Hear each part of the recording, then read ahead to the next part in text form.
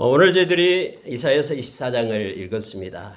여러분 24장, 25, 26 그리고 27장까지를 우리가 이사야의 묵시록이라고 얘기합니다. 다시 말하면 마지막 때에 하나님의 심판에 대한 내용을 여기에 담고 있기 때문에 그렇습니다. 특히 오늘 우리가 읽었던 24장의 내용 속에는 하나님께서 우리가 요한계시록이나 또 마태복음 24장 그리고 에스겔서 또 다니엘서 이런 예언서와 더불어 이 말씀은 마지막 때 하나님께서 어떻게 행하실 것인가에 대한 심판의 내용이 너무나 자세하게 또 적나라하게 나와 있음을 보게 합니다. 이 말씀 몇 가지만 우리가 묵상해 보고요. 우리가 기도하는 시간 갖고 예배를 마치도록 하겠습니다. 여러분 24장 1절을 보니까 먼저 땅에 대한 것을 말합니다. 그때 당시에도 그랬고요. 앞으로 요즘도 그렇죠. 사람은 땅에 대한 관심이 많습니다. 그리고 역시 하나님께서 가나안 땅을 너에게 주겠다라고 얘기했을 때 이 땅에 대한 그 중심 개념으로 일반적으로 사람의 어떤 인생을 얘기할 때 땅과 결부해서 성경은 자주 얘기하고 있고요. 그 땅을 차지하리라라고 말할 때는 하나님의 복을 받은 자임을 성경 말해주고 그 땅에서 쫓겨나리라라고 얘기할 때는 그들은 하나님께 벌을 받고 책망받고 이제는 심판을 받게 된다라는 의미로 성경에 많이 사용되고 있습니다. 우리가 시편에도 역시 37편이나 73편에 얘기할 때 이 땅에 대해서 말합니다. 복받은 자는 그 땅을 차지하게 된다라고 말하고 있죠.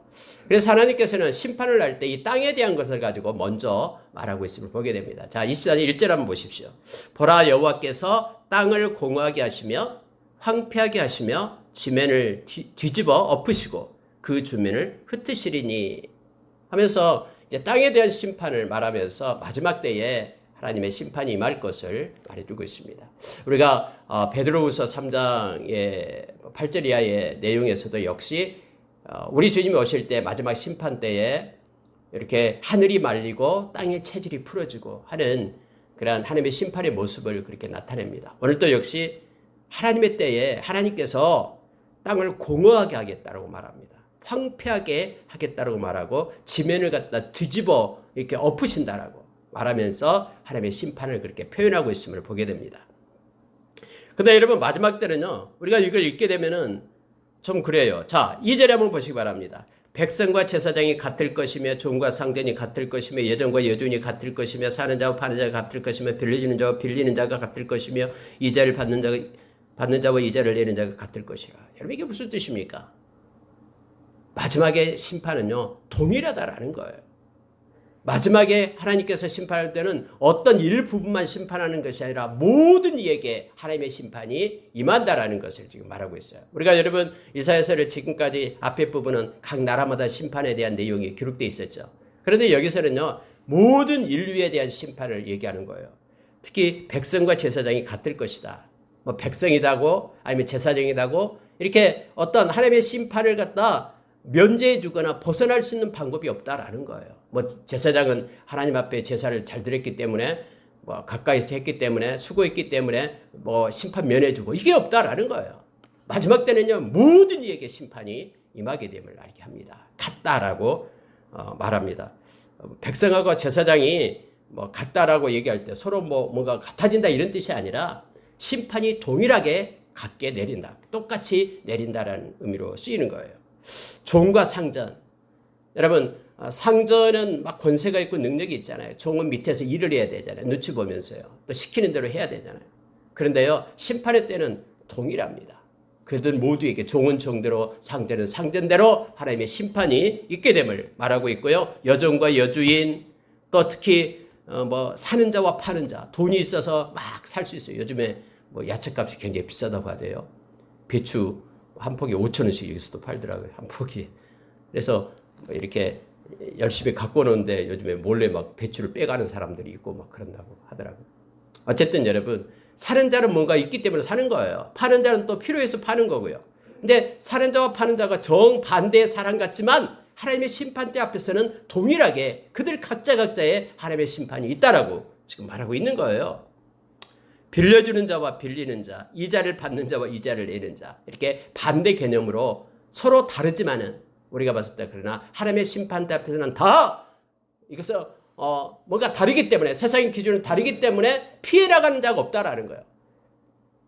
그는 그대로 이 사람은 이 사람대로 하나님의 심판대 앞에서 서게 될 것이다라고 그렇게 말합니다.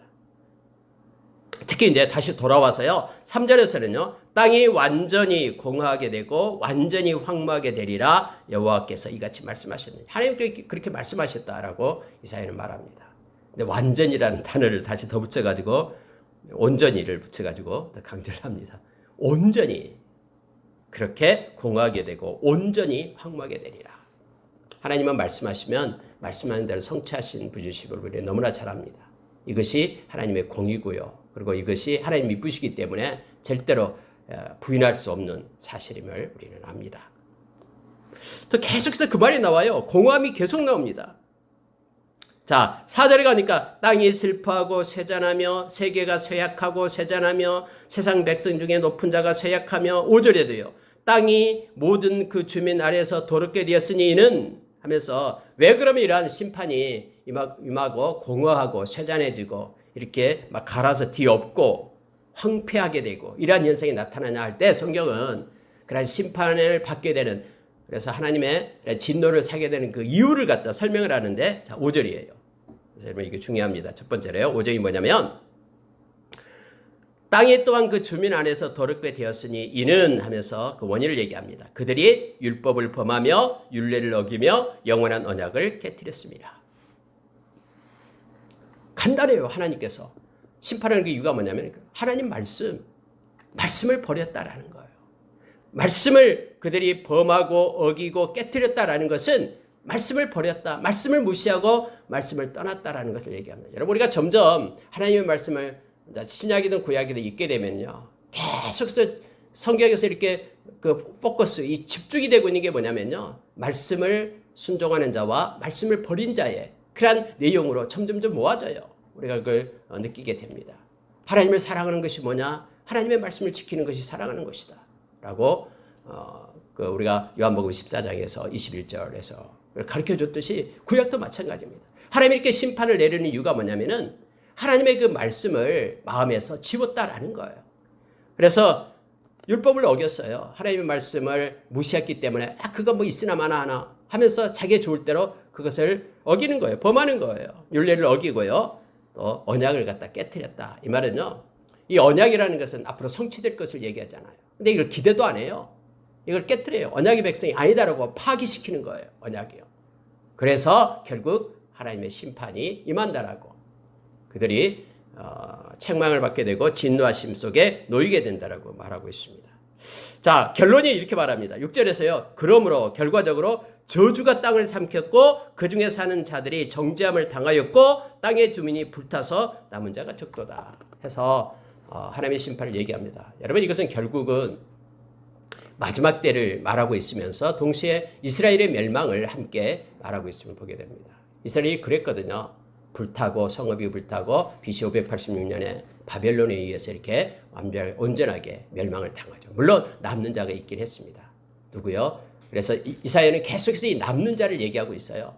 그리고 이사야서는 언제나 역설적인 것이 나온다 그랬죠. 언제나 남는 자를 얘기하고 남는 자가 구원을 받는 자로 나타납니다. 이것도 역시 적은 수가 남게 되었다. 이 말은 결국 적은 숫자만이 하나님께 회개하고 돌아오고 구원 얻는 백성으로 세워지게 되었다라는 걸 말하고 있는 것입니다. 자, 여러분, 이제 이것은 이제 객관적으로 땅에 대한 심판을 가지고 하나님의 심판을 나타내면서 동시에 이제는요, 이제 내적인 것으로 들어갑니다. 그것이 뭐냐면은 기쁨이에요. 마지막 때는요, 이 기쁨을 소멸시킨다라고 성경은 말하고 있습니다. 우리가 이런 마태복음 24장에서도 마지막 때는 고갈이 오는데 어떤 고갈이 오냐면은 사랑이 없는 고갈이 와요. 사랑이 없어져요. 비쩍 마른 그런 공허함, 그런 마음의 그런 공고함 속에 놓이게 된다라는 거예요. 여러분 하나님께서는 이사야를 통해서 오늘 말씀해주고 있는 것이 그겁니다. 자, 한번 보십시오. 탄식이 나타납니다. 7절입니다. 새 포도즙이 슬퍼하고 포도나무가 쇠잔하며 마음이 즐겁던 자가 다 탄식하며 소고치는 기쁨이 그치고 즐거워하는 소리가 끊어지고 수금 타는 기쁨이 그쳤으며 계속해서 이 기쁨, 즐거움 이것들이 없어졌다고 얘기합니다. 여러분 성경에서 이렇게 새 포도주가 나오고 뭐 술이 나오고 하는 것은 언제나 기쁨을 상징하고 있어요. 새 포도주를 얻는 기쁨 이렇게 말하고 있죠. 삶에 있어서 이 기쁨을 갖다 소멸시킨다라는 거예요. 마지막 때는요.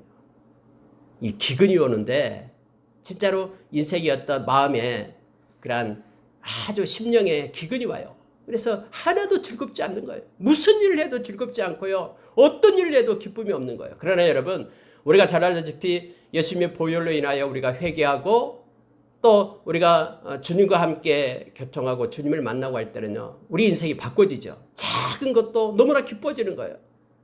눈앞에 보이는 그러한 단풍잎 하나가 너무너무나 행복해지고요. 그것 때문에 너무나 마음에 설렘이 있고요. 이렇게 바꿔지는 거예요. 그러니까 하나님을 만나고 우리 주님이 주시는 그런 기쁨과 풍요로움 속에 우리가 있게 될 때는 이렇게 변화된 모든 것들이 다 행복하고요. 기쁨이 되는 거예요. 푸른 하늘만 봐도 너무너무나 기쁘고 하나님께 영광을 돌리게끔 이렇게 바꿔지게 됨을 보게 됩니다. 그러나 마지막 때 하나님께서 이 기쁨과 마음의 즐거움을 빼앗아갈 때는요. 아주 삭막하고 정말로 가물어서 삐쩍 마르는 그런 논바닥 갈라지는 것처럼요. 이 심령이 이렇게 갈라져가지고 아무런 기쁨이 없는 그런 상태에 그런 기갈에 그런 하나님의 심판이 있게 됨을 성경이 말해주고 있습니다.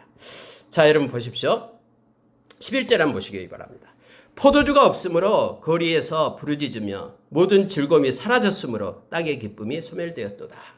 이거예요. 기쁨이 없어져 버립니다. 어떤 관계에 우리가 어떤 공동체 안에서의 관계이든 또 가정 안에서의 관계이든 서로서로의 관계가 관계의 기쁨이 소멸되어 버리면 너무너무나 힘듭니다. 그래서 여러분 요즘 자살하고 하는 사람들 누구 한 명이라도 그의 마음을 알아주는 사람이 있다면 누구 한 명이라도 그의 소리를 들어주는 사람이 있다면 그들은 자살하지 않는다 그러죠. 근데 마지막 때는 이처럼 기쁨의 고갈이 온다라고 성경은 말해주고 있습니다. 특히 기근 중에 우리 어떤 정서적인 마음의 기근이 오게 됨을 성경은 말해주고 있죠. 자, 근데 이와 같은 것들이 자 13절 보시기 바랍니다. 세계 민족 중에 이러한 일이 있으리니 곧 감람나무를 흔듦 같고 포도를 거둔 후에 그 남은 것을 줌 같을 것이니라 라고 말해요. 막 성읍이 황무하고 성문이 파괴되고 이러한 어떤 마지막 때에 나타나는 현상을 말하면서 그것과 더불어 위에서는 땅을 얘기하고 이제는 기쁨이 없어진 것을 얘기합니다. 근데 이것이 한 지역에만 있는 것이 아니라 오늘 보니까요. 세계 민족 중에 이러한 일이 있으리니 라고 말합니다. 모든 세계 민족 중에 마지막 때에요. 이 사랑이 고갈되고 기쁨이 없어지는 그러한 때가 있게 됨을 도래하게 됨을 말해주고 있습니다. 그런데 여기서도 역시 동일하게 또 남는 자가 나옵니다. 어떤 남는 자가 있냐면 13절에 보니까요. 그 감람나무를 흔든 같고 포도주를 거둔 후에 그 남은 것을 주음 같을 것이니라 해서 그러한 중에도 역시 감람나무 열매를 얻을 자가 있고요. 또 역시 그 포도를 거둔 후에 남은 것을 주음같이 소수만이 그러한 기쁨을 누리는 자가 있게 되면 남는 자를 또 말하고 있어요. 이게 바로 이사야서의 특징입니다. 아까 위에서도 일부만 남게 될 것이다. 땅에 이렇게 말하고요. 우리가 여러분 하나님께서 땅에 그런 악이 가득할 때에 창궐할 때에 땅을 물로서 심판한다라고 했죠. 그래서 우리가 창세기 6장에서 하나님께서는 죄악이 많이 하는 보고 하나님의 심판을 임합니다. 근데 그 중에서 우리가 잘 아는 노아의 가족 8명만을 제외하고 나머지는 다 심판을 받게 됨을 우리가 알죠. 하나님께 노아의 가족 은혜를 입었다라고 얘기합니다. 마지막 세상 가운데 있을 때에 또 역시 이사야 선지자의 말에 따르면은 많은 이들 중에서 적은 수만이 구원을 얻게 될 것이다 라고 말하고 있음을 보게 됩니다. 여러분 14절에 밑으로 내려가면요. 이제 놀라운 사실이 이제 반전이 나타나게 됩니다. 그러한 중에 세상에처럼 하나님의 심판이 있고 그러한 환란의 때가 올 때 그러한 중에 하나님께로 돌아오는 자가 있다라는 것을 지금 14절에서 말하고 있는 거예요. 그들이 어떤 이들이냐면은 자 보세요. 무리가 소리를 높여 부를 것이며 여호와의 위엄으로 말미암아 바다에서부터 크게 외치리니 그러므로 너희가 동방에서 여호와를 영화롭게 하며 바다 모든 섬에서 이스라엘의 하나님 여호와의 이름을 영화롭게 할 것이라. 갑자기요. 그렇게 심판이 있고 난 다음에 이렇게 선포하고 난 다음에 14절부터는 하나님을 영화롭게 하는 무리들이 세워질 것이다라고 말하는 거예요. 무리들이 소리 높여서 하나님을 찬양하고요. 자, 바다에서부터 크게 외치고 저기 동방에서부터 여호와를 영어롭게 하고 바다의 모든 섬에서 하나님을 찬양하는 백성들이 일어난다라고 얘기하는 거예요. 이 말은요, 우리가 마태복음 24장 14절에서 천국 복음이 모든 민족에게 증언돼야 그제야 끝이 온다라고 얘기하죠. 여러분, 세상은 점점점 악해지지만은 그러나 거룩한 무리들은 점점점 하나님의 말씀을 따라서 열방 곳곳에서 일어나는 일이 있다라는 것을 성경은 말해주고 있어요. 여러분, 그때 당시 이사야를 통해서 이 세계 열방에 대한 이러한 내용이 선포되는 것은 이건 정말로 획기적이고 놀라운 일입니다. 그때 당시에는 이스라엘 백성만 하나님의 백성이고 나머지는 다 그 구원을 못 받을 자로 그렇게 여겨졌거든요. 근데 하나님은 원래 이스라엘 백성을 세운 이유를 성경은 설명을 하죠. 창세기 12장에서 누굽니까? 아브라함을 통해서 얘기합니다. 아브라함 그를 통해서 열방이 모두 다 복을 받게 될 것이다라고 말하죠. 하나님의 통로가 돼서 열방 곳곳에서 하나님을 섬기는 자들이 하나님께로 나오게 될 것이라는 것이 하나님의 계획이었어요. 구약에서도 역시 마지막 때에도 비록 이렇게 하나님께서 기근을 주고요, 기쁨이 없는 그런 고갈을 주고 또 땅의 기근 황폐함을 주지만은 그래도 그 속에서 하나님의 이름을 부르며 돌아오고 하나님께 찬양하고 예배할 백성을 하나님께서 세우신다라고 성경은 말해주고 있습니다. 이 일 때문에 지금 선교사들이 가서 하나님의 말씀을 전하고 있는 거예요. 여러분, 선교사들이 각처에 가서 지금 말씀을 전하고 있을 때요, 거기 있는 모든 사람을 다 믿게 하기 위하여 완전 복음화를 위하여 그렇게 하는 거 아니에요. 여러분, 성경에 그거 나와 있지도 않아요. 구원받을 하나님의 백성들이 있다라는 게, 우리가 오늘 또 일본을 놓고 기도했습니다만은 일본 전체가 다 막 믿고 돌아오는 거 그거 없을 겁니다. 우리나라도 마찬가지고요. 우리 예수님께서도 그렇게 그 가라지 비유를 말씀했잖아요. 모두가 다 알고 있지 않아요. 가라지가 있어요. 근데 가라지는 하나님 앞에 추수할 때까지 그대로 둔다라고 얘기하잖아요. 구원받을 하나님의 백성이 있기 때문에 그 일본 땅을 놓고 위하여 기도하고 또 하나님의 백성 말씀을 듣는 자들 위하여 우리가 기도하는 것입니다. 여기도 역시 마지막 때에 하나님을 찬양할 백성들을 하나님은 세우신다라고 말합니다. 여러분 16절 한번 보실래요? 땅 끝에서부터 노래하는 소리가 우리에게 들리기를 의로우신 이에게 영광을 돌리세 하도다. 의로우신 이에게 영광을 돌리세, 땅 끝으로부터 막 이런 소리가 나온다라고 말합니다. 마지막 때에 나타나는 현상입니다. 천국의 복음이 각 족속에게 이렇게 증거될 때 그제야 끝이 옵니다. 그런데요, 16절 하반절에 한번 보십시오.